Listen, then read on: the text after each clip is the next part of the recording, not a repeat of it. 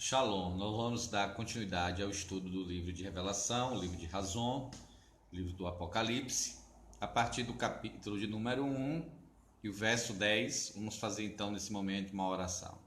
Senhor, nós pedimos a Ti que ilumine nosso entendimento, para que possamos compreender mais das Escrituras. Leva os nossos pensamentos à Tua presença, remove tudo aquilo que precisa ser removido e estabelece o que precisa ser estabelecido. Senhor, que o Senhor possa falar conosco e crescermos em conhecimento. Necessitamos de Ti, Senhor, para compreender as Escrituras. Reconhecemos, Senhor, que como elas foram escritas de uma forma espiritual, inspirada pela Ruach HaKodesh, pelo Teu Espírito, pela Tua Ruach, nós cremos que para podermos discernir as Escrituras é necessário discerni-las através da Ruach HaKodesh, do Teu Espírito. Então, Senhor, te pedimos que o Senhor nos dê de uma unção multiplicada da Tua Ruach para compreendermos aquilo que o Senhor quer falar conosco através desse livro de Razon, de Revelação, do Apocalipse. Em nome de Yahoshua HaMashiach, amém. Bem, shalom aos que estão já nos acompanhando, né? Eu sei que outros vão poder acompanhar depois devido ao horário. Vamos fazer esse estudo sobre o Apocalipse, estamos no capítulo 1 e a partir do verso 10. É um livro muito tremendo, é um livro abençoado, porque ele traz bênçãos para aquele que lê, aquele que ouve, aquele que guarda as palavras desta profecia. Então é tremendo, esse livro já começa mostrando coisas grandiosas. Então é uma revelação do Pai, essa revelação dada a Yahoshua HaMashiach, que através do seu malach, através do seu mensageiro, transmite a Yohanan, e para que seja levada essa mensagem aos servos do Senhor sobre as coisas que acontecerão de uma forma rápida. E é interessante nós entendermos isso. Então, no verso 10 diz assim, que Yohanan, ele estava, a gente já sabe no verso anterior, que ele estava prisioneiro na ilha de Patmos. Então ele estava ali cercado pelas águas, ele estava ali numa ilha, e era uma prisão. Só que fisicamente ele estava preso, mas o seu espírito, a sua ruach, era livre, a ponto de ele entrar na dimensão espiritual, como aqui, eu estava no espírito, eu me achei no espírito, eu estava na ruach, então ele entrou na dimensão da ruach. Interessante que muitas vezes estamos livres, não estamos em prisões físicas, mas muitas vezes não entramos na ruach. E Yohanan estava preso fisicamente, mas ele entrava na dimensão espiritual. E ali ele se achou no espírito, na ruach. De repente ele estava ali em um arrebatamento espiritual.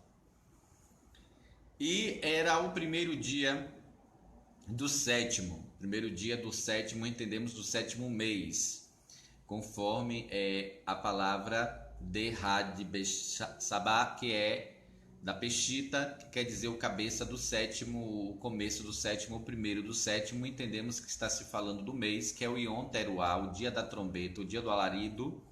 E aí, neste dia do alarido, neste dia da trombeta, ele ouviu por detrás dele uma grande voz, uma voz gadol, como de shofar, como de trombeta, tudo a ver com o dia em que ele estava, que era o dia de Yom Teruah, o dia do alarido, onde se toca, né, a trombeta.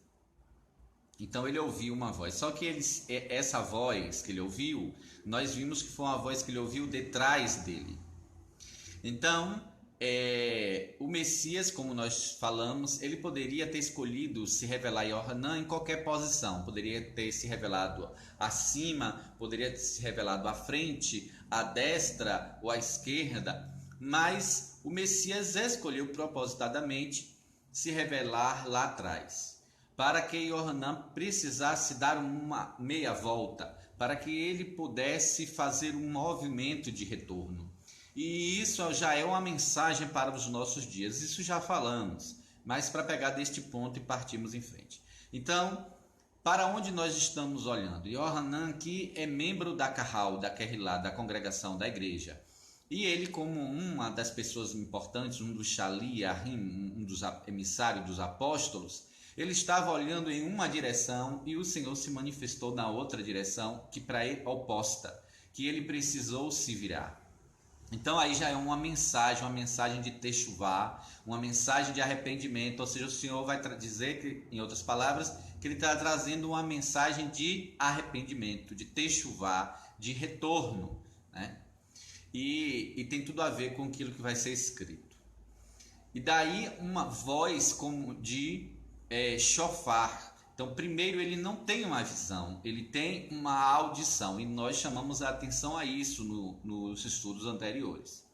Que o mundo e Hassatã, o diabo, ele coloca muita ênfase no ver.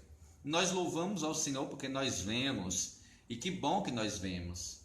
E muitas coisas o Senhor mostra também através da visão.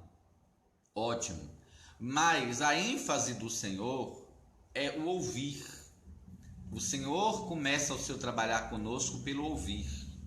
A sua forma de se manifestar para nós através da sua palavra. E a emuná, a fé, vem pelo ouvir e ouvir da palavra de Elohim. E o Senhor, ele chama muita atenção desse ouvir, como nós já estudamos sobre o Shema, que é ouve Israel. Então, quando perguntado ao Messias qual o principal mandamento, ele diz o principal mandamento, o mandamento mais importante é, aí ele começa a dizer, ouve Israel, Yahweh Eloheinu, Yahweh Errad, amarás, pois, a Yahweh com todo o teu coração, e aí ele vai falar, mas começa com ouvir. E nós vimos que a ênfase de Hassatã é pelo ver, para seduzir através do ver. É claro que Hassatã também seduz através dos outros sentidos, mas a visão é o que é muito enfatizada. E daí o Senhor, ele condena a idolatria, a representação do ser superior através de algo visível, através de imagens. E nós estudamos isso, se você quiser rever o vídeo anterior ou ver aqueles que não viram. Mas aí então vamos partir deste ponto agora em frente. O que é que nós queremos aqui agora analisar? É que o verso 11, muitas vezes as pessoas passam por cima. Quantas vezes você já ouviu falar o seguinte, olha, vamos ler a carta que o Senhor escreveu para a igreja de Éfeso. A carta que ele escreveu para a igreja de Pérgamo. A carta que ele pediu para que escrevesse para a igreja de Esmirna. Então, é falado muito na teologia e as pessoas repetem as coisas sem analisar, isso é um erro comum, de falar de cartas, de 7 cartas que o Senhor escreveu, 7 cartas para as 7 igrejas. Isso não está escrito. Não existe. Não existe 7 cartas para as 7 igrejas. Então, já começa um ensino baseado em um engano, em uma mentira. Não existem cartas. A carta é algo muito pessoal, individual, que é mandado para uma pessoa ou um grupo e diz respeito àquele grupo, àquela informação. Mas o Senhor não quis que fizesse 7 cartas. Ele não queria trabalhar aqui apenas na questão individual dos grupos. Nós vamos entender isso. Então, ele quer trabalhar de uma forma coletiva. Então, daí, o verso 11 é muito claro, diz assim, a voz do shofar, a voz do Senhor parecido como de shofar, dizia, o que vês, que ele ainda não tinha visto, quer dizer, o que ele iria ver, escreve-o em um livro, não tem 7 cartas. Você vai ler o restante todo do livro de Revelação e vai procurar esse negócio onde está falado lá 7 cartas, e você não vai encontrar essa frase em lugar nenhum. no texto. Então o texto não traz negócio de 7 cartas. O texto fala de um livro. Escreve em um livro e envia-o, ou seja, envia este livro, um único livro, e você vai enviar às 7 comunidades. Elas vão ter que compartilhar de um mesmo livro. Então ele iria escrever um livro, que foi o livro de Razão, o livro de Revelação, o livro do Apocalipse, que as pessoas conhecem por esse nome.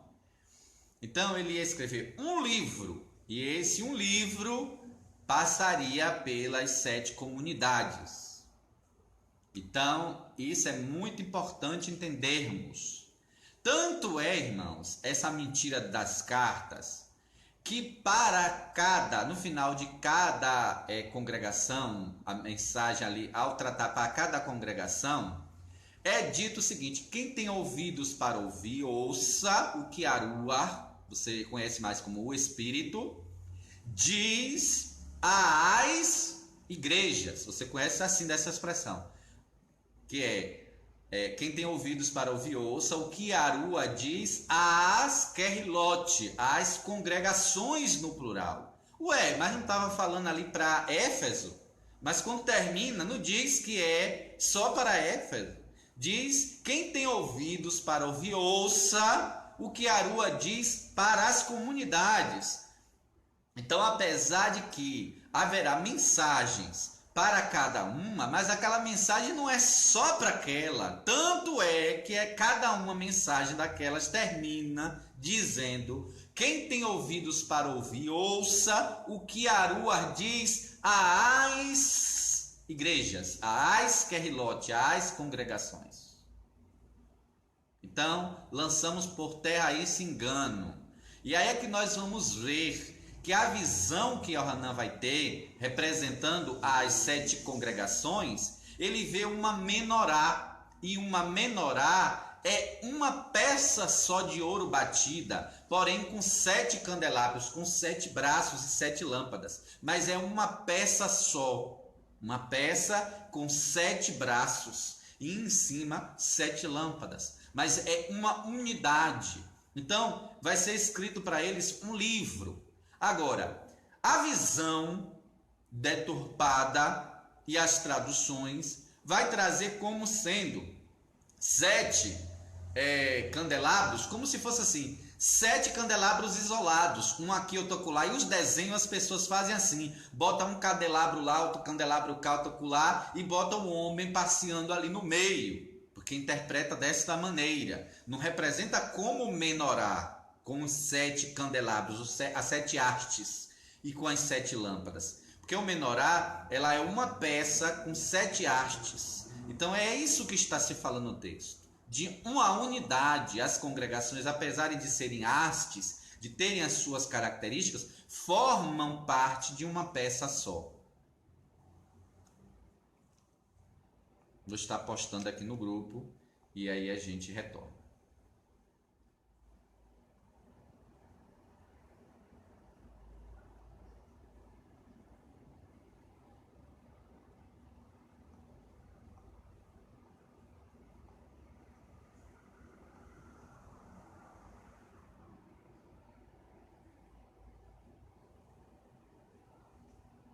Ok. Então, se vocês tiverem ainda alguma dúvida, vocês podem estar postando aí, a gente vai estar respondendo. Bem, então vamos dar continuidade. Então, vimos aqui no versículo que não são 7 cartas. Essa história de cartas, essa história está errada. Não é cartas. Vimos que o texto trata sobre um livro. Um livro. Então, elas teriam que compartilhar. Então, como o livro tinha todas as informações que falavam sobre cada uma delas, quando a Querlá de Éfeso fosse ler esse livro, ia ler o que estava falando para Éfeso, mas ia ler o que estava falando para Esmirna, para Pérgamo. Então, quando eles terminassem de ler o de Pérgamo, por exemplo, quando Éfeso terminasse de ler o que estava sendo dito para Pérgamo, no final vai dizer: Quem tem ouvidos para ouvir, ouça o que a Arua diz às Querrilote, às congregações, às igrejas. Então, eles iam ler o que os outros foi dito para os outros. Porque, irmãos, é o seguinte, muitas vezes a gente pode achar, na visão equivocada do que é passada do livro do Apocalipse, por essa questão dessa falsidade das 7 cartas, as pessoas acham que, então, uma congregação não teve acesso à informação da outra, que aquilo ali era exclusividade.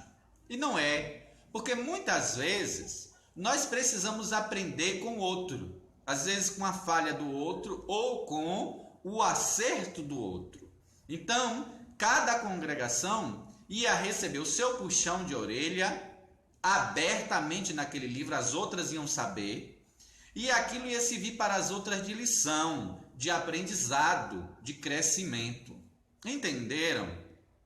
Então, o Messias, ele está ali agindo de uma forma global nas suas congregações locais, mas que forma uma peça só.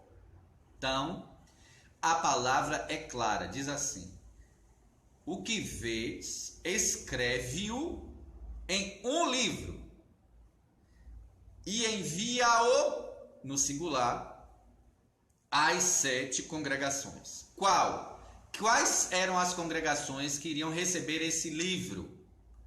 Éfeso, Esmirna, Pérgamo, Tiatira, Sardes, Filadélfia e Laodiceia. E aí quer dizer que depois que passou por essas, ficou só nessas? Óbvio que não. E aí foram passando adiante a mensagem. Mas aqui é escolhido essas 7 como um ponto de partida. Inclusive porque vários fatores proféticos vão estar envolvidos. Inclusive o próprio número 7 fala de algo completo. Então a semana ela é completa com 7 dias. Então o 7 fala de algo que é completo, um ciclo completo para o eterno.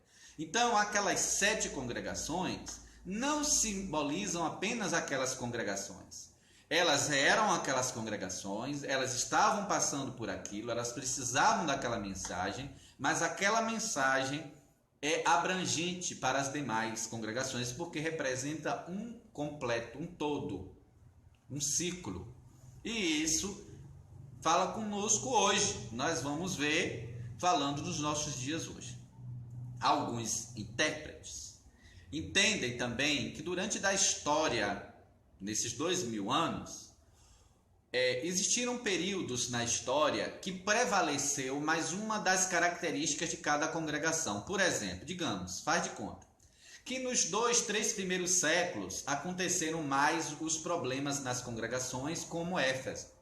E aí, nos séculos seguintes, aconteceram mais problemas, conforme foi escrito para Esmirna e a Pérgamo e tal. E a última congregação, que é a Laodiceia, simbolizaria então a igreja, a congregação dos últimos dias. Então há essa interpretação. Porém, é muito bom entender o seguinte: eu não vou aqui discordar dessa visão, mas eu vou de uma forma mais abrangente.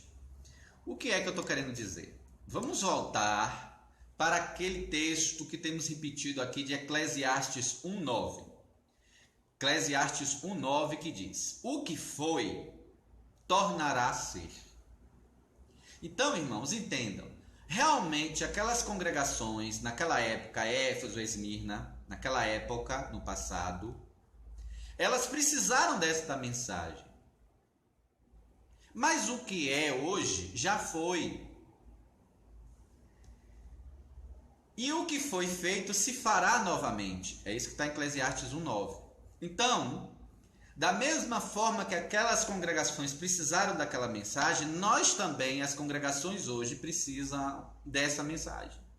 Existem congregações que estão mais parecidas com Éfeso, outras mais parecidas com Laodiceia, hoje. Então, na nossa época, existem congregações que às vezes estão uma mistura de tudo. às vezes estão mais para um lado de Laodiceia, mais para o lado de Éfeso. E o Eclesiastes 3,15 diz assim: o que é já foi, e o que há de ser também já foi. Então, o que é que isso quer dizer? Quer dizer que o nosso presente já aconteceu algo parecido no passado. E o futuro também já aconteceu algo semelhante no passado.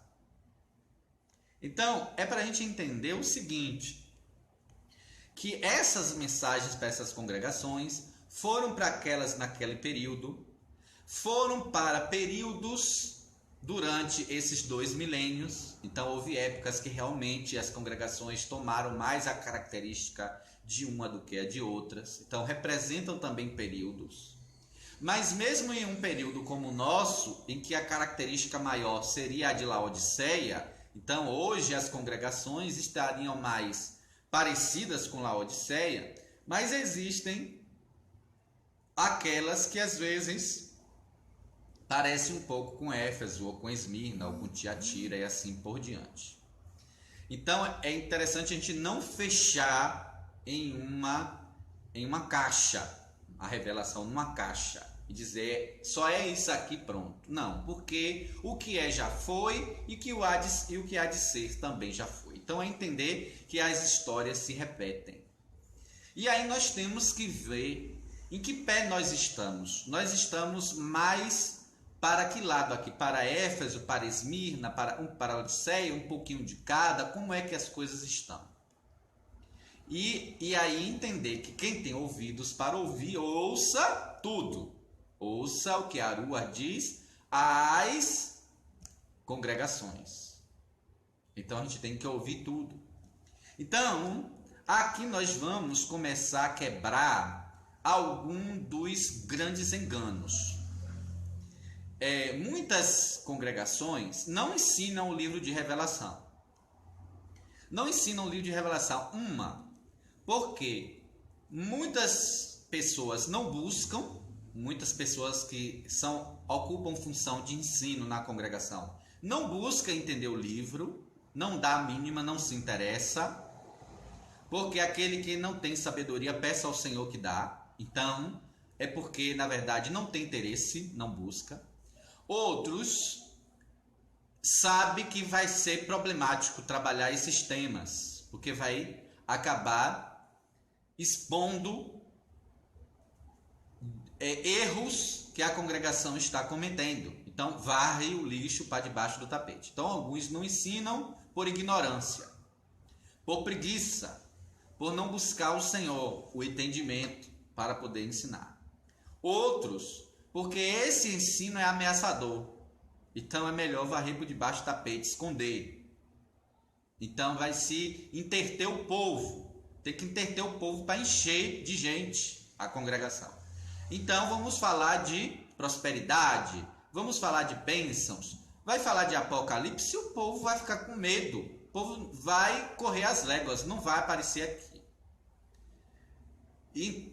Então, é um livro que não é muitas vezes ensinado. E aí, peca. Por quê? Porque a ordenança do Messias é: quem tem ouvidos para ouvir, ouça o que Aruar diz para essas congregações. E aí, as congregações hoje estão ouvindo o que Aruar disse para essas 7 congregações aqui em Apocalipse? Ou isso tem sido ocultado, escondido das congregações? Então as congregações não estão ouvindo, as pessoas não estão ouvindo. Então, irmãos, é necessário falarmos para as congregações o que Aruar disse para essas comunidades no livro de Revelação, do livro de Razão, do livro de Apocalipse. Porque o próprio Senhor dá essa ordenança: quem tem ouvidos para ouvir, ouça o que Aruar diz às congregações, às igrejas, às Querilote. Então foi uma ordenança e precisamos cumprir essa ordenança. Então as congregações de hoje precisam pregar estas mensagens. É uma ordenança. Agora é uma ordenança só para quem tem ouvidos para ouvir, porque tem muita gente que não tem ouvidos para ouvir. Elas querem ver, Elas querem ver as coisas, elas querem ver milagres, elas querem ver bênçãos, mas elas não querem ouvir os puxões de orelha que o Senhor quer dar. Então, mas aqueles que têm ouvidos para ouvir, ouçam. Então, precisamos entender que é uma ordenança. Então, nós vamos continuar aqui no capítulo 1 do livro de Revelação e estamos no verso 11. Então, o Senhor disse o seguinte para Yohanan, a voz. Ele nem tinha visto ainda, ele estava de costa. Ele ouviu uma voz dizendo assim: o que vês, escreve no livro e envia para as 7 comunidades: Éfeso, Esmirna, Pérgamo, Tiatira, Sardes, Filadélfia e Laodiceia. E aí o verso 12: e voltei-me para ver quem falava comigo. Ele ouviu isso e aí ele se virou para ver quem falava com ele. Então, quando essa voz falou essas coisas, ele ainda não tinha visto, ele só estava ouvindo. Ele iria ver. Então, o que ele iria ver, ele deveria escrever em um livro. Não é 7 cartas, tá? É um livro. E enviar para essas 7 congregações. E aí, o verso 12 diz: e voltei-me para ver quem falava comigo, e ao voltar-me, o que é que ele viu? Uma menorá de ouro. Então, antes de ele ver quem falava com ele vê a menorá de ouro, que tem esses 7 hastes com as 7 lâmpadas. Então é interessante esse detalhe. Antes, primeiro ele ouve o Messias falar. Quando ele se vira para ver quem falava com ele, que ele não entendeu quem era, ele entendeu o que a voz disse, mas ele não sabia de quem era aquela voz. Então ele virou para ver quem é que falava com ele. Quando ele virou, antes de ele ver a pessoa, ele viu a menorá. E aí agora nós vamos entrar nesse mistério dessa questão agora. Deixa eu estar postando aqui no grupo do WhatsApp.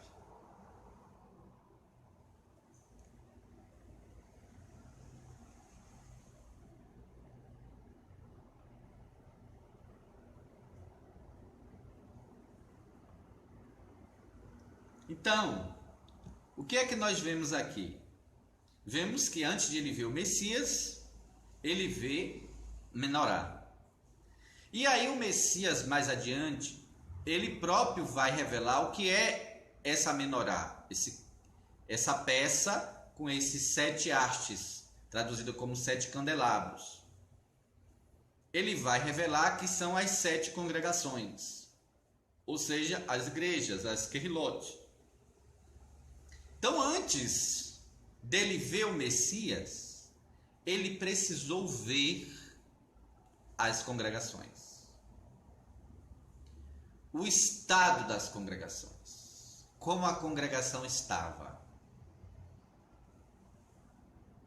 e é apresentada a ele na forma de uma menorá. Então ele vê uma menorá de ouro e atravessando o termo quer dizer isso, nas traduções portuguesas usa muito, em meio aos candelabros. Então aí as pessoas acham que eram 7, cada uma separada, e uma pessoa no centro, e aqui em um círculo com 7, uma pessoa lá no meio do círculo. Mas essa palavra aqui em meio, ela pode ser traduzida, que é uma palavra que as pessoas usam do grego, e muitas vezes as pessoas não sabem o que ela significa. Mas ela pode significar através de também. Então, ele atravessa a menorá. Então, essa palavra em meio, até mesmo no grego, pode ser traduzido como através de, por meio. Então, ele vê a menorá e aí o Messias passa pela menorá. E ele pode passar pela menorá? Pode. Lembra que quando ele ressuscitou, as portas estavam fechadas e aí ele apareceu ali no meio daquela casa, com as portas fechadas, ele atravessou e apareceu ali no meio. Nós vamos ver isso. Mas o importante é que primeiro, antes de ele ver o Messias, ele relata que ele voltou, ele viu uma menorá, e passando pela menorá, rodeando a menorá, em meio à menorá, junto da menorá, ele viu um semelhante ao Ben Adão, ao filho de Adão, traduzido muito como filho do homem, porque Adão também pode ser traduzido como homem. Mas é interessante que quando a genealogia apresenta o Messias, vem desde Adão, então como um filho de Adão. Vestido de uma roupa comprida e cingido à altura do peito e com um cinto de ouro. Mas nós vamos entrar então nesse mistério aqui, ou seja, muitas pessoas querem ver o Messias. Mas o Messias se revela através, uma das formas é através no meio da Querrilá, das Querrilot, das congregações. Então, é preciso voltar os nossos olhos para a congregação. Yohanan era um apóstolo, era um shaliach, mas ele não estava olhando na direção da menorá. A menorá estava lá atrás, na visão. Ele estava olhando numa direção e ele ouve a voz. Quando ele olha, ele vira, é que ele vai ver a menorá, ou seja, as congregações. Quer dizer que, nesse tempo profético, muitas pessoas, com um chamado de shaliach, de emissário, de apóstolo, estão olhando numa direção contrária. Não estão olhando para a congregação. Estão com foco em outra coisa. E aí precisa o Senhor tocar a buzina, tocar o shofar, a corneta, para ir com a voz bem alta, uma voz bem alta, como de shofar, para mudar o foco dessas pessoas. Existem pessoas honestas, mas que estão com o foco na direção oposta. A congregação está lá atrás e não está olhando para ela. E aí precisa o Senhor vir revelar. Então precisamos entender esse mistério.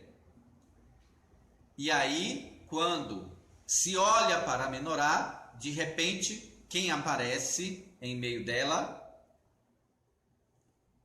O Messias, o filho do homem, o filho de Adão. E aí ele tem aquela grande visão. Mas nós vamos ver um outro problema, muito mais sério do que só a direção. Yohanan não identificou a voz. Quando ele ouviu a voz, e a voz falou uma frase bem comprida. Vou dizer qual foi a frase, vamos verso 11. A voz disse assim, a voz como uma voz de shofar. O que vês, escreve-o no livro e envia-o às 7 congregações. A Éfeso, a Esmirna, a Pérgamo, a Tiatira, a Sardes, a Filadélfia, a Laodiceia. Foi uma frase grande. E ele não conseguiu identificar quem era que falava com ele. E aí o verso 12 diz que aí ele teve que dar a volta para ele descobrir, porque ele não conseguiu descobrir pela voz. Então ele voltei-me para ver quem falava comigo. E aqui é um grande problema. E aí esse problema nós vamos entrar agora. Yohanan, ele faz parte da Querrilá. Ele ali é um representante da Querrilá. É um shaliach, é um apóstolo. E ali ele está representando que a Querrilá está com foco na direção oposta e necessita dar meia volta, se arrepender, fazer techuvá para ver o estado da Querrilá e ver o Messias. E Yohanan não havia identificado de quem era aquela voz. Justamente ele, o discípulo amado. O discípulo que era tão íntimo de Yahushua HaMashiach, que durante anos andou com ele. Mas ele não reconheceu aquela voz naquela potência em que aquela voz se revelou. Yohanan era tão íntimo que no próprio livro que ele escreveu, As Boas Novas de Yohanan, o Evangelho de João, capítulo 13, verso 23, diz assim, capítulo 13, 23 de Yohanan. Ora, um de seus discípulos, aquele a quem Yahushua amava, estava reclinado no seio, no peito de Yahushua. Isso não quer dizer que realmente foi no peito, como a gente entende. A palavra aqui usada, que é reclinado no seio de Yahushua, quer dizer próximo, junto, em um lugar de honra. Lembra como Lázaro morreu, Lázaro da história que o Messias contou, o rico e o Lázaro? Então diz que Lázaro foi para o seio de Abraão. Não é que Abraão pegou ele igual um bebê e botou no seio. Então no seio de Abraão quer dizer que ele ficou bem no lugar íntimo, ou seja, bem próximo, sentado bem perto. É isso que é no seio de alguém, no seio do lar, no seio de Abraão, ou seja, junto, próximo. Então, quando diz aqui, ora, um de seus talmidim, discípulos, aquele a quem Yahushua amava, estava reclinado no seio de Yahushua, não é no seio, no peito, é bem junto, próximo, ou seja, não existia cadeira, mas se fosse cadeira era na cadeira do lado. Como era reclinado no lado, então era naquela parte no chão, no tapete, no colchonete, naquela parte onde se deitava para comer, porque eu comia era reclinado. Então Yohanan estava ali do lado dele, ou seja, num lugar de honra. É isso que o texto quer dizer, mas não fisicamente no peito, como algumas pessoas entendem, por não entender esse termo dentro da sua cultura. Mas a gente vê aqui a intimidade que Yohanan tinha, da proximidade com o Messias. Mas essa proximidade que tinha, agora esse emissário não reconheceu quem falou com ele. Mas isso é muito sério, vamos mais à frente. O que é que isso quer dizer para nós hoje? O Messias havia dito algo muito sério antes, que o próprio Yohanan escreveu nas Boas Novas do Evangelho, no capítulo 10, a partir do verso 2, quando o Messias vai falar sobre o bom pastor. Ele diz, o Messias havia dito que as ovelhas dele conheciam a voz do pastor. Vamos ler isso no capítulo 10 de Yohanan, Evangelho de João, capítulo 10, a partir do verso 2. Você está postando aqui no WhatsApp, um momento.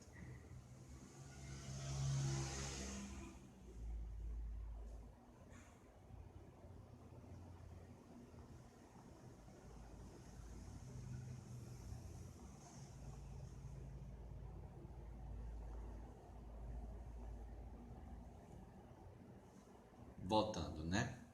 Então, retornamos para Yohanan, João, capítulo 10, verso 2. O que a gente encontra aqui? O Messias disse assim, aquele, porém, que entra pela porta é o pastor das ovelhas. A este o porteiro abre, e aí o que acontece com as ovelhas? As ovelhas ouvem a sua voz, e chama pelo nome as suas ovelhas e traz para fora. Quer dizer que a ovelha identifica a voz do pastor. E quando tira para fora as suas ovelhas, vai adiante delas, e as ovelhas o seguem. Por quê? Olha o que diz o verso. Porque conhecem a sua voz. Então as ovelhas conhecem a voz do pastor. Mas aqui agora estava um shaliach, um emissário, um apóstolo, que não conheceu a voz do seu pastor. E Yahushua estava falando com ele, mas ele não identificou quem era que estava falando. Vocês entendem o que isso significa para a nossa geração do fim? Para cada geração, quando eu digo nossa geração do fim, é porque cada geração tem um fim em si, porque ela não fica para a próxima. ela vai ser sucedida por uma próxima geração. Então, na nossa geração, isso é uma palavra muito séria. Porque imagina, hoje muitas pessoas usam o termo apóstolo como um título. Então tem apóstolo que não é apóstolo coisa nenhuma. Mas existem os verdadeiros shaliachim, emissários, apóstolos. E aqui era um verdadeiro, e Yohanan era um verdadeiro. Mas além de ele estar numa direção com a perspectiva oposta, olhando para a direção contrária, ele não reconheceu a voz do seu pastor. Então, se para Yohanan a situação estava assim, imagine para muitos hoje. Isso é muito sério, irmãos. Porque tem muitas pessoas nos pedestais, cheios de títulos, mas não ouvem a voz do pastor. E quando ouve, nem sabe que é. Está em direção oposta. E pior, muitos nem viram, nem dão a volta para ver. Desconsidera e segue em frente. Infelizmente, é uma palavra de arrependimento. E aqui fica uma grande admiração nossa por Yohanan, porque ele não escondeu isso. Há detalhes aqui que ele diz que não precisava ele ter dito. Não precisava ele ter dito que a voz foi atrás, ele poderia ter dito que no dia do Senhor ele teve uma visão, ele ouviu uma voz e teve uma visão, e que essa visão foi isso, e não entrar em detalhes, que ele estava em uma direção e teve que virar para ver quem falava. Ele não precisava nem ter dito isso, ele bastava dizer que ele ouviu uma voz, e que essa voz dizia isso, e que quando ele viu quem estava falando com ele, ele caiu como que morto. E determinadas coisas ele não precisava entrar em detalhe. Mas por que ele falou? Porque ele foi humilde, que é o que falta muito hoje, não é verdade? Ele foi humilde, ele não escondeu. Ele não escondeu que ele estava olhando numa outra direção e que o Senhor falou lá de trás. Ele não escondeu que ele virou para ver quem é que falava com ele. Ele não escondeu esse detalhe. Então isso quer nos chamar a atenção. Vamos continuar o evangelho do próprio Yohanan, João, no 10, verso 5. Mas de modo nenhum seguirão o estranho, as ovelhas não seguirão o estranho. Antes fugirão dele, porque não conhece a voz dos estranhos. Só que Yohanan, aqui no livro de Revelação, não conheceu a voz que falou com ele. Aquela voz era como a voz de um estranho. Então, olha o estado em que a congregação. Se Yohanan estava nessa situação, imagine como estava Éfeso, Laodiceia e companhias limitadas. Entenderam? Então, vamos ainda aí em João, capítulo 10, aí, nesse mesmo texto, o verso 16, diz assim. Então, Yohanan 10, 16. Ainda tenho outras ovelhas que não são deste aprisco. Também me convém agregar estas, e elas ouvirão a minha voz. Entenderam? O foco do Senhor é o ouvir, não é o ver. E às vezes o inimigo quer nos chamar tanta atenção para o ver, que as pessoas dão tão importância à visão, que muitos dos moveres se fixa na visão. Mas aonde está o mover da audição? Onde está o mover do ouvir? Então, vejam os caminhos paralelos. Então, tem pessoas indo pelo caminho do mover da visão, enquanto que o Senhor quer chamar para o mover do ouvir, da audição. Vamos orar e o Senhor tocar nessas vidas, para que eles mudem o foco, façam igual a Yohanan e virem. E agora passem a ter a perspectiva correta. Yohanan não era um impostor, mas ele estava olhando numa direção contrária. A voz vai se falar lá atrás e ele precisa virar. Então não estamos aqui para criticar A ou B. Respeitamos Yohanan, mas se ele escreveu isso, é porque ele quis se expor, ele quis abrir, ele não quis esconder para debaixo do tapete.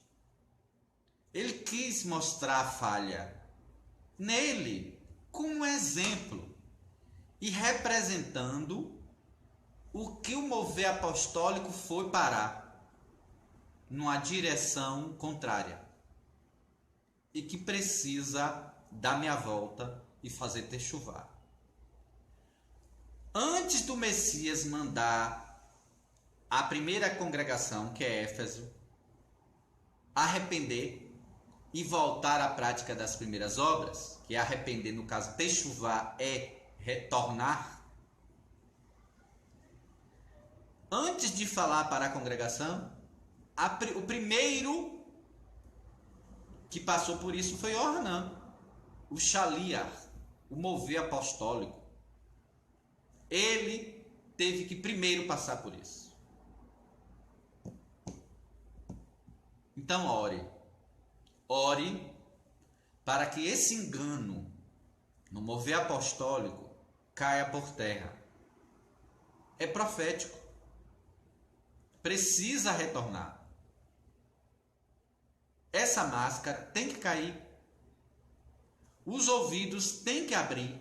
Precisa vir como a voz de shofar. Então você, como um atalaia do Senhor, toque o seu shofar espiritual. Ore, clame, fale, libere a palavra. Que esse mover aconteça de retorno. Então, as minhas ovelhas ouvirão a minha voz e haverá um rebanho e um pastor. Entendeu porque não existe hoje ainda um rebanho e um pastor? Porque cada grupo está ouvindo vozes diferentes. Outro nem vozes, é visão. É ver as coisas. E ao ouvir, que é a ênfase, ficou para trás. Mas eu creio nessa profecia da Yahushua HaMashiach. Eu creio que ele é verdadeiro profeta. Então o que ele disse se cumprirá. Ainda tenho outras ovelhas que não são deste aprisco. Também me convém agregar estas. E elas ouvirão a minha voz. Você crê? Eu creio.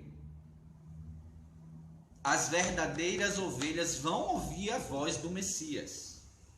E haverá um só rebanho. Um rebanho. E um pastor. Temos que liberar esta palavra, orar, concordar, aqui na terra como nos chamar, nos céus. E o verso 27 e 28. As minhas ovelhas ouvem a minha voz, e eu conheço-as, e elas me seguem. Sabe por que muitas pessoas não estão seguindo o Messias, estão dentro de uma instituição religiosa, mas lá dentro tem aquelas que seguem o Messias e tem aquelas que não seguem. Por quê? Aquelas que conseguem ouvir o Messias falar, seguem o Messias. Mas muitas estão seguindo homens. Muitas estão seguindo as vozes humanas, as vozes teológicas, as vozes acadêmicas, as vozes religiosas. Mas existem aqueles que ouvem a voz do Senhor. E aí conhece o Senhor, e o Senhor as conhece, e essas ovelhas seguem o Senhor. Como é que está o seu ouvir o Senhor? O verso 28, e dou-lhes a vida eterna, e nunca hão de perecer, e ninguém as arrebatará da minha mão. Mas elas ouvem, e elas seguem o Messias, e aí o Messias segura, aí ninguém arrebata. Mas e aqueles que não ouvem? Estão lá, dispersos. A esses, o lobo vem e arrebata.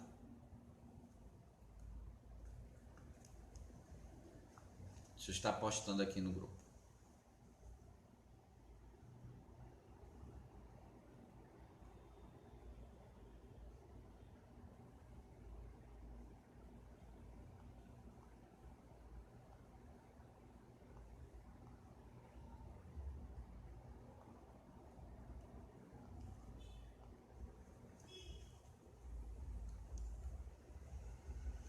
Então, às vezes, o apóstolo está preso numa ilha.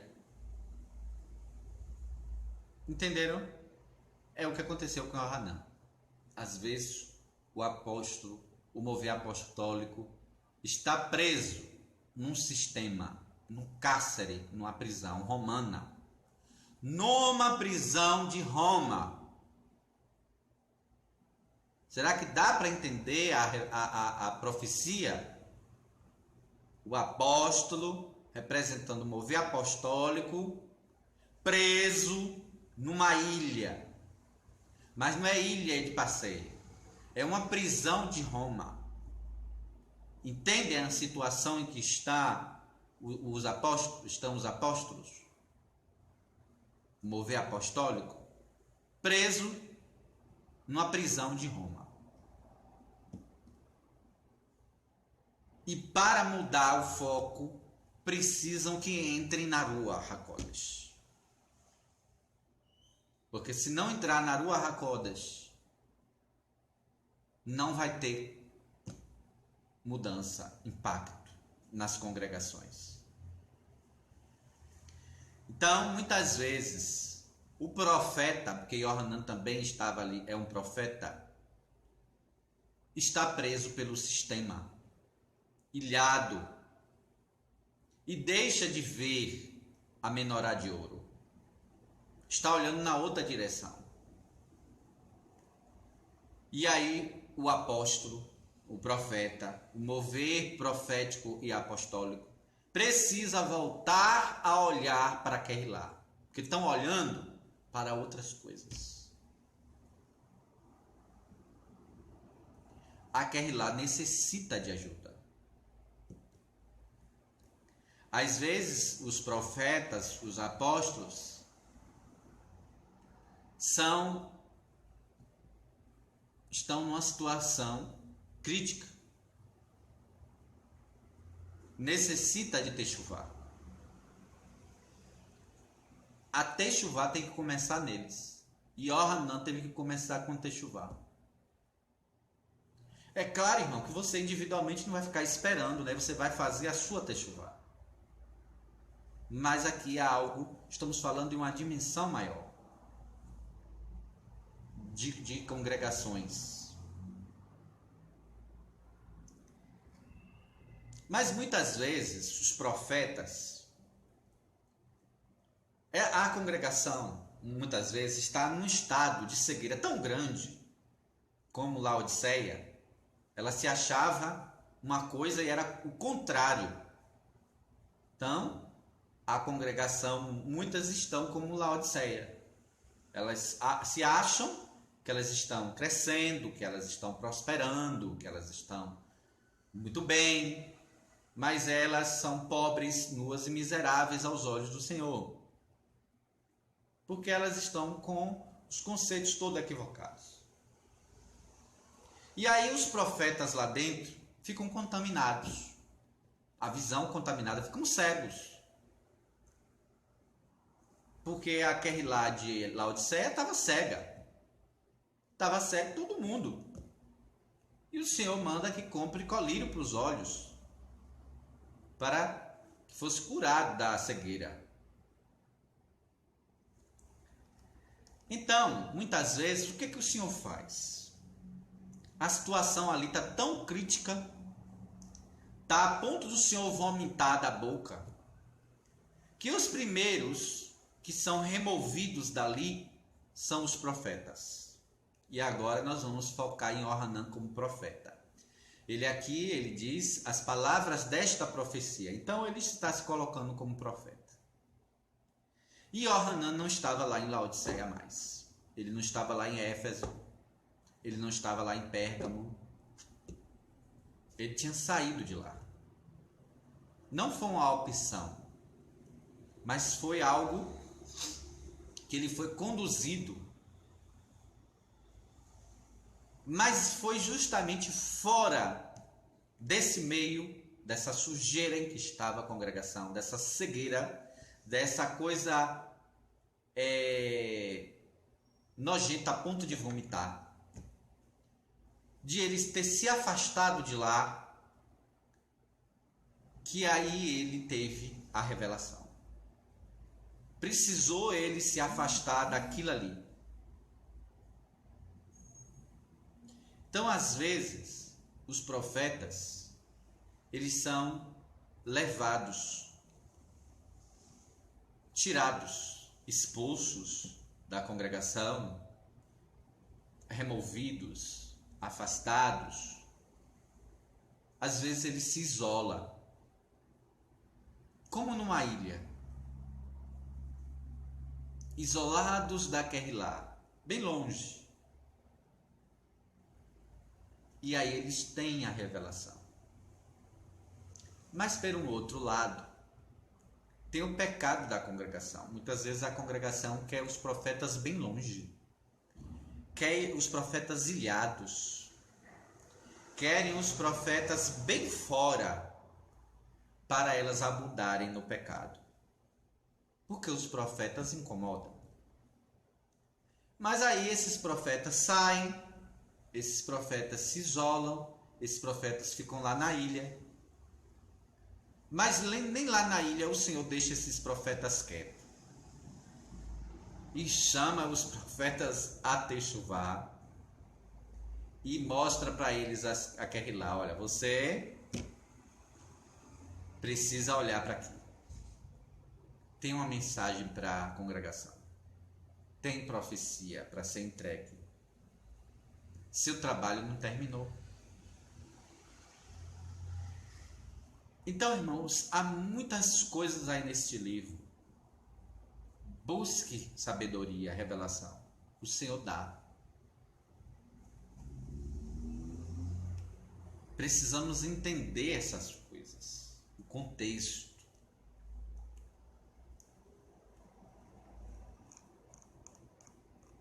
E aí nós vamos voltar para entender o seguinte, que alguns estão equivocados, sem as experiências de visões espirituais, então eles acreditam na teologia, algumas linhas teológicas, que Yohanan não viu nada disso. Ele resolveu escrever uma mensagem em código para driblar os soldados romanos. E aí inventou essa história toda. Agora, que criatividade. Então, na realidade, foi uma revelação. Nós cremos uma revelação do Senhor, ele viu. E que muitos, então, ao achar que ele está inventando, então o testemunho dele é mentiroso.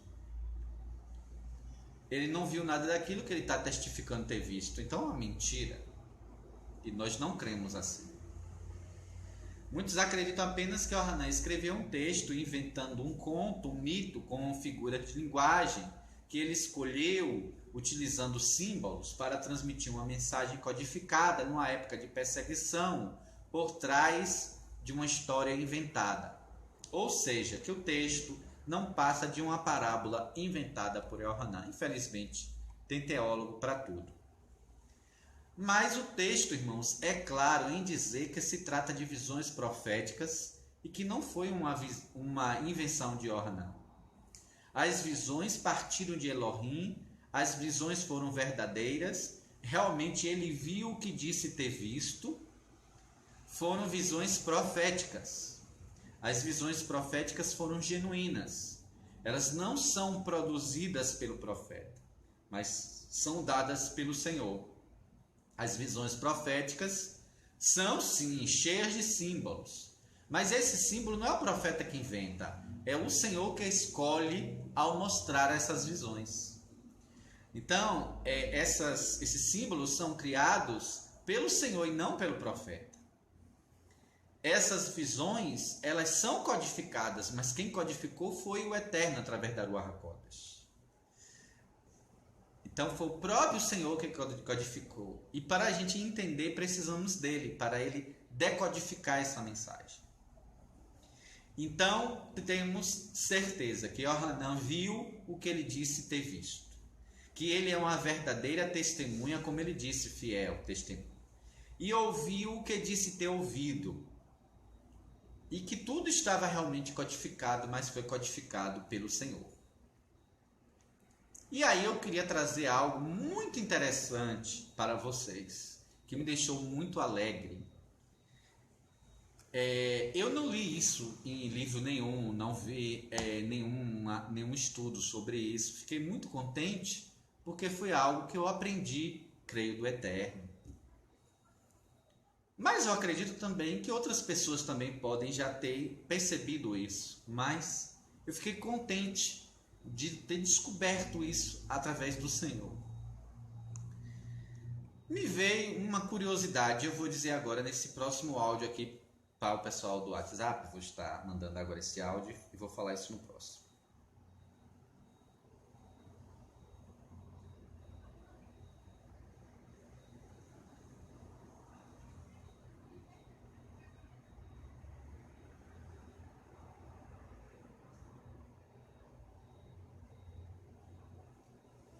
Bem, a curiosidade que me veio é o seguinte. Eu creio, como eu já tinha explicado aqui, que Yohanan escreve como um hebreu este livro em hebraico. Ele está falando aqui com o Messias.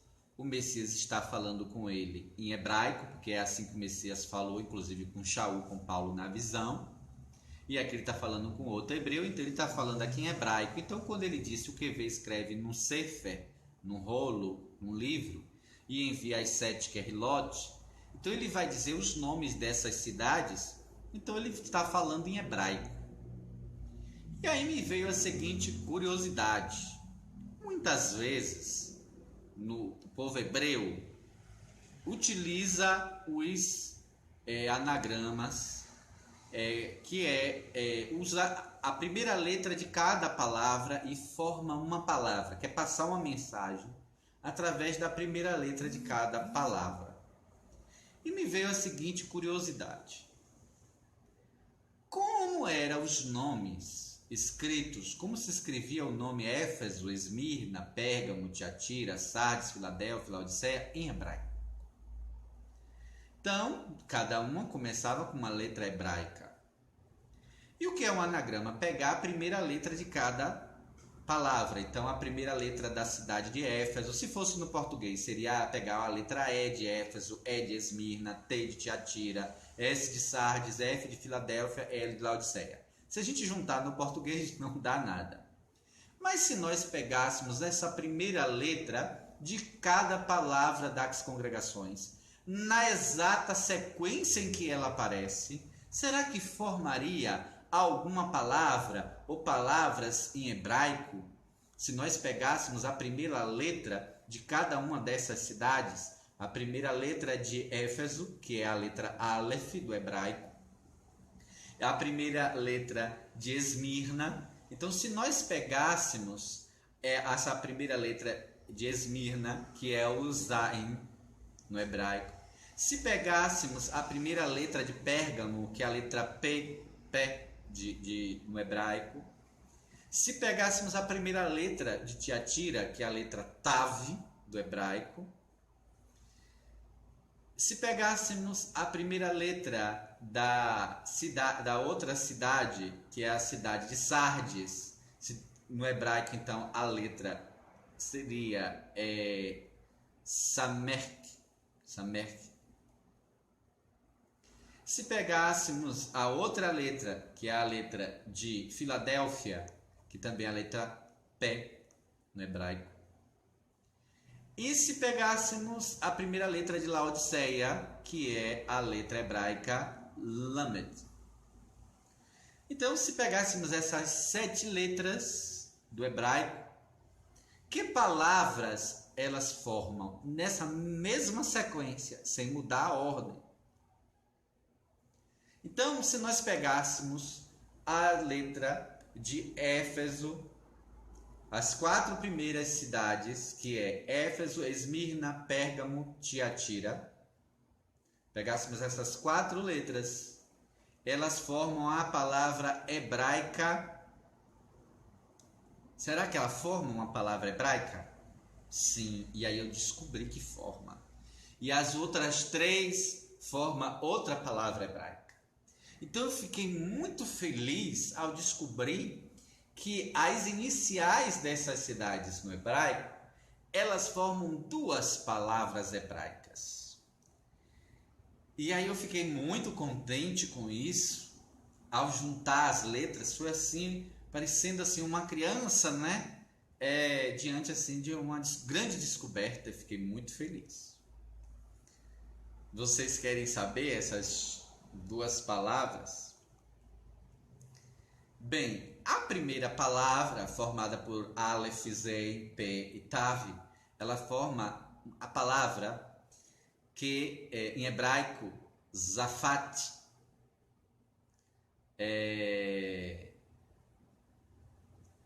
que quer dizer cobrir com pinche, ou seja, aplicar betume. Aplicar betume. E é no verbo, então é cobrirei com betume, cobrirei com pinche. Essas mesmas letras, elas também formam também essa mesma palavra, ela também significa zupat, que quer dizer danificarei. Então ela significa 2 coisas: cobrir com pinche, com betume, e também significa danificarei. Então, cobrirei com pinche, danificarei. Daqui a pouco nós vamos entender o que essa revelação nos traz. E as outras 3 letras, que é a letra Samek, P e Lamed, forma a palavra taça, que em hebraico se pronuncia Sefel. Sefel, que é taça. Então, nós agora vamos entender a primeira palavra, cobrir com betume. O que é que ele lembra? E aí eu fui procurar na escritura, onde aparecia essa palavra, e descobri que essa palavra aparece em Shemot, Êxodo, capítulo 2, verso 3, quando a mãe de Moshe, a mãe de Moisés, aplica betume no cesto. Diz assim, Êxodo 2, 3. Não podendo, porém, mais escondê-lo, tomou uma arca de junco, um cesto, uma coisa de juncos, e a betumou com pinche e com betume, e pondo nela o menino, a pôs nos juncos à borda do rio. Então, esta palavra, que é aplicar o betume, aparece aqui em Êxodo. E o que é o significado disso? Isso aqui significa que é para proteção. Se aplicava o betume, aqui no caso no cesto, para que a água não entrasse e o bebê não morresse. E ele fosse salvo daquela tribulação, daquele rio. Então ele fosse preservado da tribulação que iria enfrentar ali naquele rio. Então, essas 4 letras das iniciais das 4 congregações primeiras apresentadas, ela traz uma palavra de que o Senhor quer betumar aquele lá, quer protegê-la da tribulação que está por vir. Isso também vai nos lembrar, por exemplo, do dilúvio, porque a arca também teve que ser impermeabilizada com o betume, para ela também enfrentar a grande tribulação que havia. E o Messias diz que os seus dias, o dia dado o fim, seriam como nos dias de Noé, os dias de Noé. Então, nós estamos vendo aqui que o Senhor está querendo dizer assim, em outras palavras, o que eu entendo é que se essas congregações tomarem a posição correta, eu irei betumar a congregação, eu irei proteger a congregação, como a mãe de Moisés protegeu Moisés betumando o cesto, passando betume no cesto para que o cesto não afundasse. Então, é muito interessante. Oi, Shalom, Vera. Shalom. Nós estamos estudando o livro de Revelação. Estamos falando da parte das 7 congregações. E aí, nós vimos que as iniciais das 4 primeiras igrejas, 4 primeiras congregações, formam a palavra hebraica aplicar o betume. E foi assim que aconteceu com aquele cesto que a mãe de Moisés colocou Moisés e aplicou o betume. Então isso preservou a vida. Então o Messias vai estar falando para aquelas congregações que haveriam tribulações, haveriam diversas adversidades, diversos problemas. Mas se elas se colocassem na posição correta diante do Senhor, em arrependimento, colocassem a vida correta diante do Senhor, o Senhor iria protegê-las, ia preservar a vida espiritual, a fé. Então é isso que essa palavra quer dizer. Mas nós vimos que também essa mesma palavra, Zafat, ela pode ser pronunciada como Zupat, e se escreve igual. E na pronúncia Zupat, ela também significa danificarei. Então, o que é que nós entendemos aqui? Olha, se nós tomarmos, se a igreja, a congregação, tomar a posição correta, o Senhor vai preservar, como preservou a arca ali com o betume, e ela não afundou. Mas se ela não se posicionar, danificarei. Então é uma palavra que ela tem 2 sentidos. Aplicarei o betume ou danificarei. É como uma moeda que tem 2 faces. E aí agora você escolhe a qual. Então, revestir com o betume para proteção ou ser danificado. Então depende da posição que as congregações tomariam. E a outra palavra, que é a palavra Zefel, que é formada pelas iniciais das últimas 3 congregações, falar aqui no livro de Apocalipse, no livro de Revelação, forma a palavra hebraica, as iniciais formam a palavra Zefel, que quer dizer taça. E aí, irmãos, taça também tem 2 lados como a moeda, que é o cálice. O cálice pode ser o cálice da bênção, o cálice do Senhor, o cálice de bênção para nós. Se nós nos colocarmos na posição adequada de arrependimento, de santidade, de busca do Senhor. Mas esse cálice pode se tornar o cálice da ira do Senhor, que também é falada no livro de Apocalipse. Então nós vemos que as iniciais das 7 congregações, as iniciais delas no hebraico, formam 2 palavras no hebraico.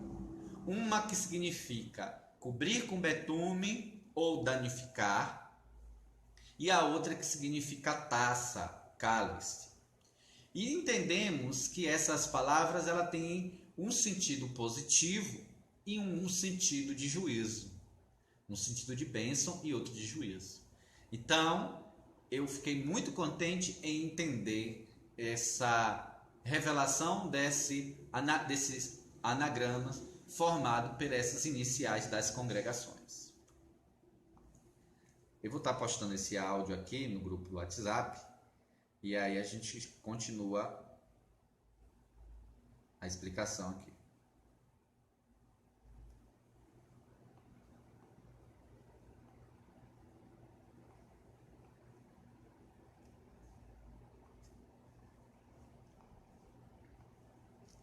Bem,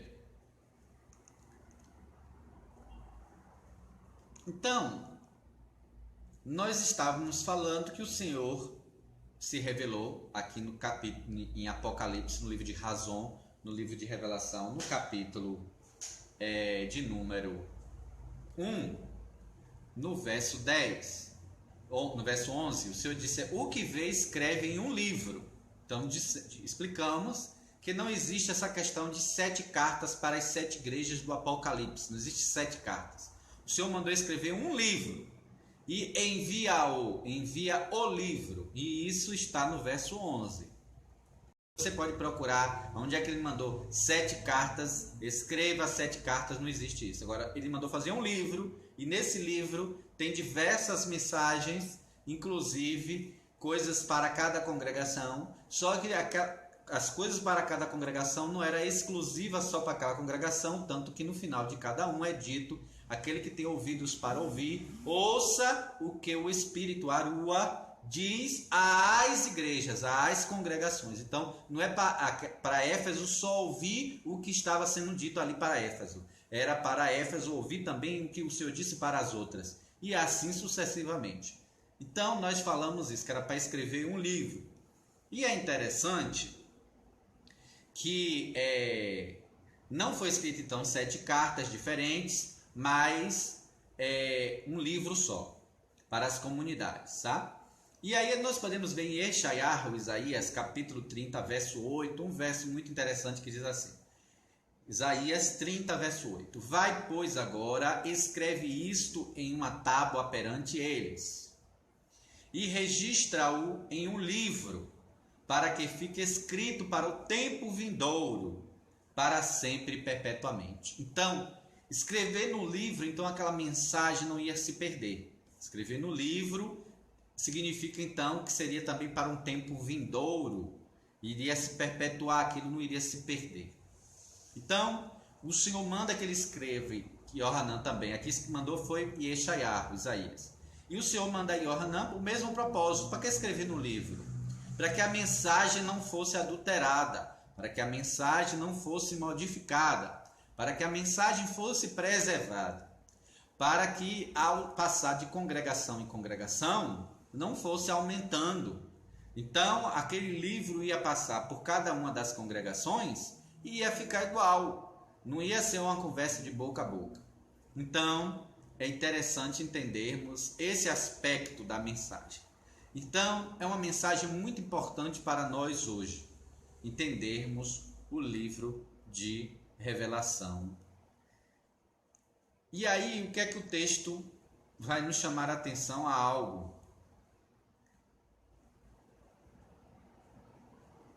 Importante.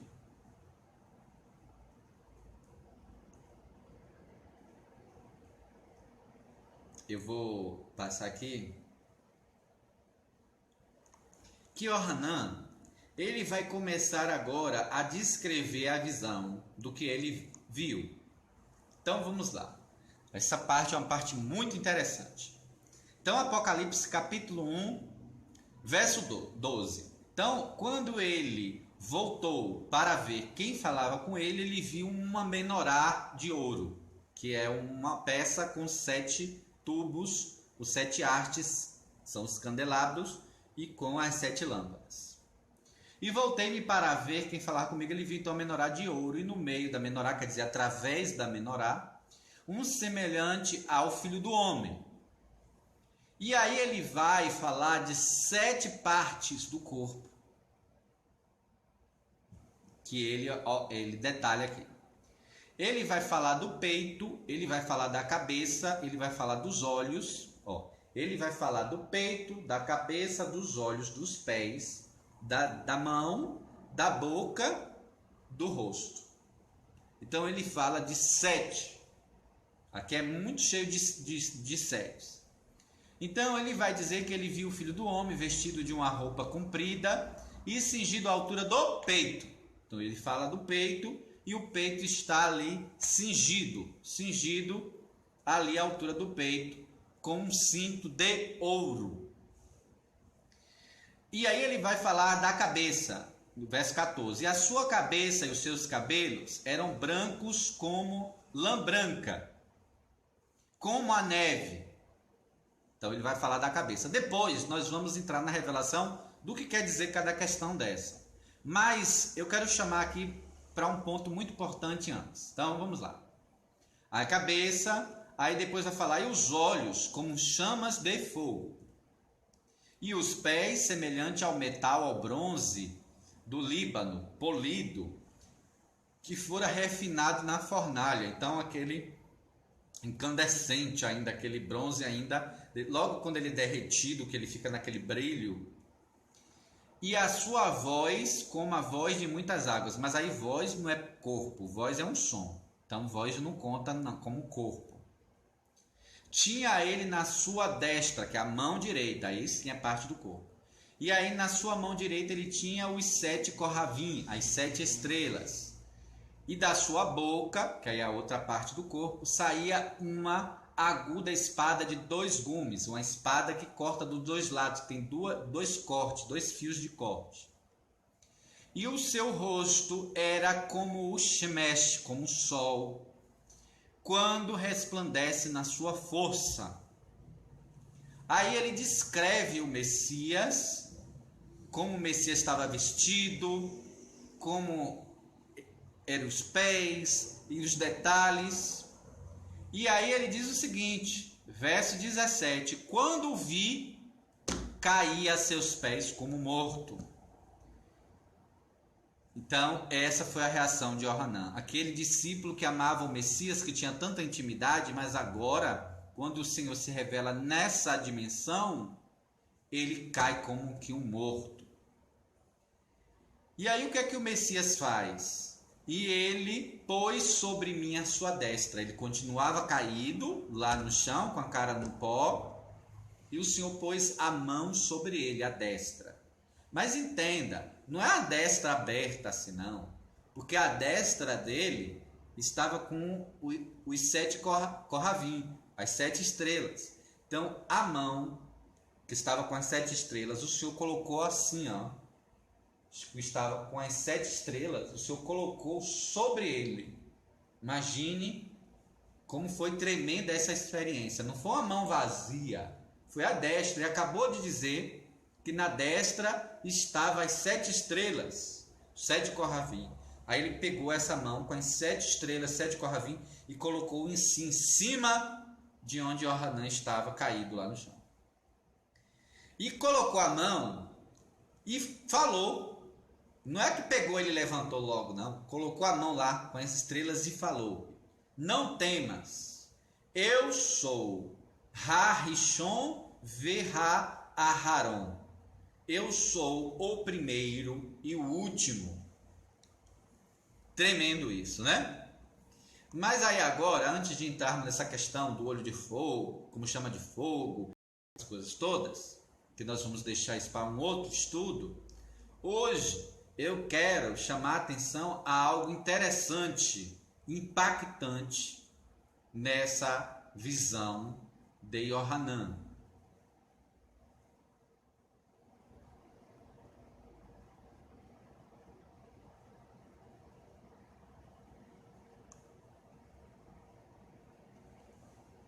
Bem, Yohanan é o discípulo, o aluno amado do Messias. E agora, ele não resiste à visão do próprio Messias, de ver o próprio Messias. O confronto dessa visão, nessa kavod, nessa glória, nesse esplendor, o derruba. Derruba o apóstolo, lança o apóstolo por terra, o shaliach por terra, o profeta, que ele também ali está trazendo uma visão, uma revelação profética, então como um profeta. Então, isso aqui vai nos chamar a atenção. E Yohanan podia ter escondido essa história. Precisava ele dizer que quando ele viu, ele caiu. Por que que ele disse? Ou seja, ele não conseguiu ficar de pé. Ah, mas ele é o apóstolo que o Senhor amava. Mas quando ele viu o Senhor na sua majestade, ele não conseguiu ficar em pé, ele caiu. Lembra de outro que caiu? Paulo, Shaul. Paulo estava indo para Damasco no cavalo. E quando o Senhor se manifestou com esplendor, com a luz mais forte do que o sol do meio-dia, ele caiu também por terra. E isso trouxe uma grande mudança na vida de Shaul. Ele recebeu depois disso grandes revelações. E aqui acontece com Yohanan. Yohanan estava olhando para uma direção contrária.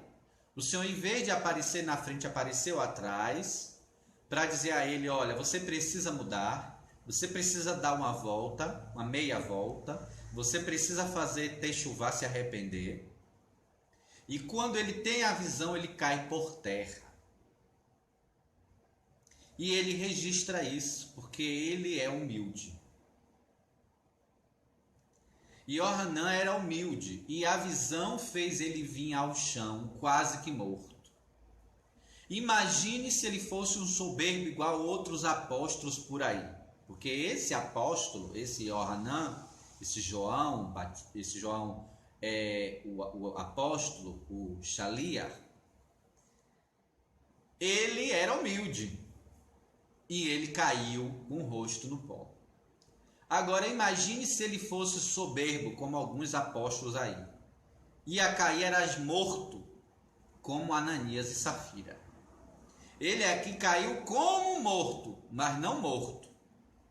Agora, se fosse igual uns aí, caía morto, igual Ananias e Safira. Muitos se dizem apóstolos. Muitos se dizem profetas, cheio de visões de grandeza, cheio de experiências espirituais orgulhosas e glamurosas. Quando é que você ouviu eles dizerem nessas revelações de visões que eles caíram por terra? Quando é que nessas visões relatadas por aí, você vê eles dizerem que o Senhor apareceu atrás deles e eles teve que dar meia volta porque estava numa direção errada? Mas Yohanan, o verdadeiro apóstolo, o verdadeiro Shaliach, ele conta que com ele foi assim. Mas tem muita gente aí com as experiências orgulhosas e glamurosas, que quando elas contam a visão, sabe quem é o centro da visão? São elas próprias. Elas começam a descrever elas dentro da visão, como elas eram. Como é que elas estavam vestidas? Como que elas estavam vestidas, o que elas tinham, se estava com um anel, se estava com a coroa cheia de pedra. Mas veja que o verdadeiro apóstolo é diferente. Olha a visão dele como foi. Ele não descreve, olha, aí na visão eu me achei no espírito. E aí eu me vi com as vestes assim, eu me vi com os sapatos assim de fogo, eu me vi assim com as coroas cheias de pedra. Não, irmãos. O foco não era ele. O foco era Yahushua HaMashiach. E aí ele estava impactado com a visão de Yahushua. E aí ele começa a descrever 7 partes do corpo de Yahushua. Ele vai descrever 7 partes, mas das 7, 4, ou seja, a maioria, é nessa região. Olha, ele diz o seguinte, que a cabeça, os cabelos eram brancos como a neve. Então ele foca aqui. Ele diz que os olhos eram como chamas de fogo. Então, ele ainda está focado nessa parte aqui. Ele diz que da boca saiu uma espada de 2 gumes. Então, a boca está nessa mesma região. E diz que o rosto resplandecia. Então, vejam que além dessa parte, ele vai falar da veste comprida com um cinto de ouro no peito. E vai falar dos pés, como de bronze, né, reluzente, e vai falar da destra, da mão. Mas 4 das 7 partes, ele vai falar do rosto. Ele está tão focado no Senhor, que o que ele vê é o Senhor, é os pés do Senhor, é a mão do Senhor, é o peito do Senhor, é os olhos do Senhor, é a boca do Senhor. É essa a visão do verdadeiro apóstolo, profeta. Agora veja o que as pessoas andam dizendo aí dessas visões por aí. Tem visões que são do Senhor, mas tem outras visões, irmãos, que é só para a pessoa se exaltar. E Yohanan já começa mostrando aqui, olha, eu fui para o pó, eu caí com o rosto por terra, não aguentei ficar em pé.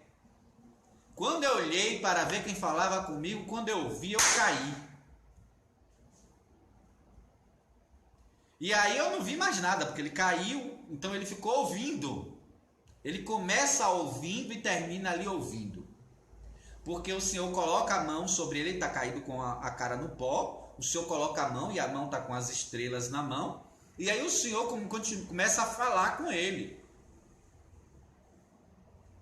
Mas é muito interessante nós vermos o contraste dessa revelação e dessas profetadas que existe por aí, em que as revelações e as visões é para engrandecer o profeta, o apóstolo que viu isso, que viu aquilo outro. Aqui não. Ele não vai escrever para se orgulhar. Ele cai no chão. Nessas visões dessas pataquadas que o povo conta, quase você não ouve falar dos confrontos que derruba no chão. E aqui ele foi confrontado por aquela presença, por aquela cavode, e ele foi parar no chão. Então a gente ouve visões que o foco está em descrever como a pessoa se via na visão. O Senhor não é o foco, é a pessoa. Mas aqui Yohanan não descreve como ele se viu vestido, que cinto que ele estava usando, como estavam os pés dele. Mas o foco era contar a visão do Senhor. O que ele viu de si, ele ficou para si, irmãos, ele não contou. Como ele se viu na visão, ele não contou. Ele contou que ele viu ao menorá e que ele viu aí o Filho do Homem. E quando ele viu, ele caiu por terra. Então ele vai falar que a reação dele foi para o pó.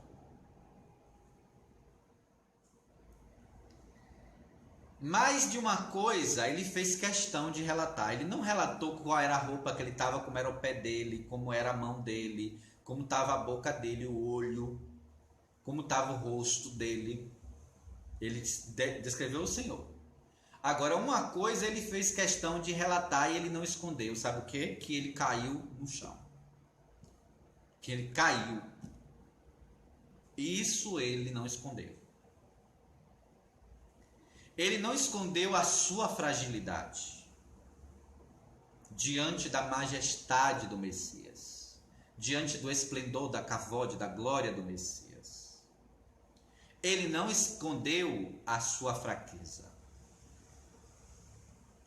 A visão que ele revela como ele fraco e o Senhor como forte. Mas é essas visões que você tem ouvido por aí, irmãos? Ou as pessoas são colocadas como super crente, o super apóstolo, o super profeta. É cada história mirabolante. Mas aqui o verdadeiro, ele vai falar de como ele caiu por terra. E aí, ele vai dizer o seguinte, ele vai também revelar, uma outra coisa que ele não escondeu, foi que ele ficou com medo. Ele não escondeu a fragilidade, ele não escondeu que ele ficou com medo. E sabe por que ele não ficou com medo? Sabe por que ele é relatado que ele ficou com medo? Porque no verso 17 diz assim: quando o vi cair aos seus pés como morto, e ele pôs sobre mim a sua destra, dizendo: não temas. O Messias não é idiota. Se ele disse para ele não ter medo, é porque ele estava com medo. Então o Messias ali foi confrontá-lo, foi ali acalentá-lo, foi ali orientá-lo, foi ali acalmá-lo. Não temas. Então vemos que a visão de Yohanan não exalta Yohanan, mas ele se revela como aquele frágil que cai por terra e que tem medo, e que precisa o Senhor ouvir e dizer: não temas. Eu sou o primeiro e o último. E ele não se exalta se descrevendo, fazendo propaganda de si mesmo na revelação. Ele não precisa disso. Ele elogia e ele louva, e ele enaltece como ele viu o Messias na revelação. É o Messias que tem que ser honrado, não ele, Yohanan. Ele se apresenta assim para os discípulos, ele se apresenta como Yohanan, companheiro vosso. Nós falamos isso aqui. Como é que Yohanan se apresenta? Ele não se apresenta igual a esses apóstolos que têm complexo de superioridade. Esses bambambam cheios de títulos. O verdadeiro não é assim. Então Yohanan, quando ele se apresenta, ele vai dizer que eu sou companheiro vosso, irmão vosso. Então ele se apresenta de uma forma simples e não dessa forma soberba e arrogante, como muitos se apresentam por aí. Então Yohanan, ele se apresenta de uma forma simples para com o povo. Então ele diz assim no capítulo 1, no verso 9: eu, Yohanan, irmão vosso e companheiro com vós na tribulação, no reino e na perseverança em Yahushua. Ele não disse: eu sou bambambão apóstolo, ou doutor apóstolo, não sei o que. Ele vai dizer: eu e Yohanan, irmão vosso e companheiro.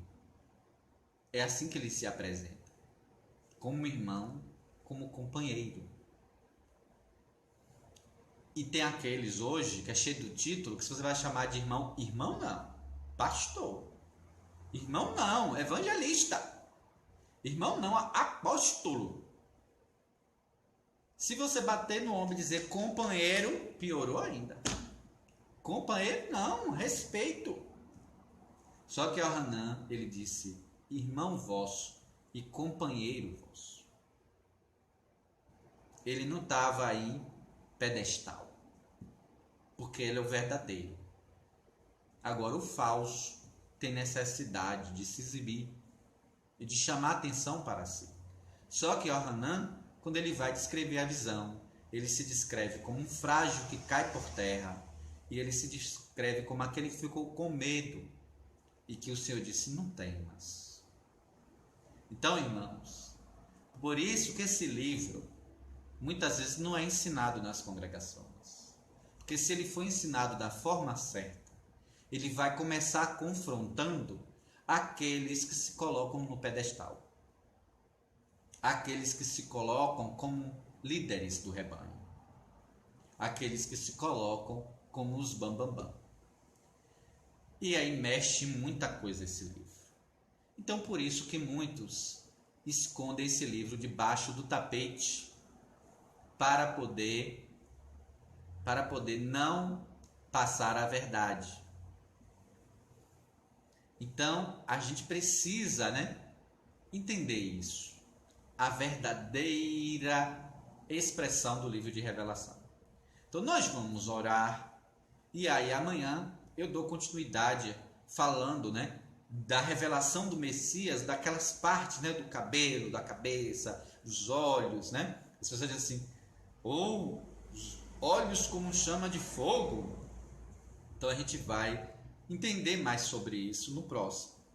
Mas aqui temos que começar o livro na mesma linha de Yohanan. Irmão, se você for ler o livro de revelação, de Apocalipse, com soberba, com orgulho, com vaidade dos seus conhecimentos teológicos, que você vai aplicar os seus conhecimentos teológicos para entender o livro de revelação, você não vai entender adequadamente. Vai falar um monte de abobrinha. Então, para poder entender o livro de revelação, você tem que entrar na mesma linha de Yohanan, tem que ir para o chão, tem que se despir desses pedestais todos. Tem que depender do Senhor, revelar-se a sua fragilidade diante dele e deixar ele trabalhar. Então vamos orar. Senhor, em nome de Yahushua HaMashiach, nos dê, Senhor, revelação. Nos dê entendimento deste livro, o livro de razão, o livro de revelação, o livro do Apocalipse. Abre o nosso entendimento. Lança-nos por terra toda essa estrutura para podermos, Senhor, essa estrutura humana vir abaixo, para poder receber a revelação que veio de Ti, o entendimento que veio de Ti. Então, que em nome de Yahushua HaMashiach, essa grande obra venha a ser feita em nós, para entendermos esse livro, não para nosso orgulho, não para nossa soberba, mas para melhor Te servir, para estarmos preparados para aquilo que o Senhor tem para nós. Em nome de Yahushua HaMashiach, amém. Shalom e até o próximo vídeo amanhã.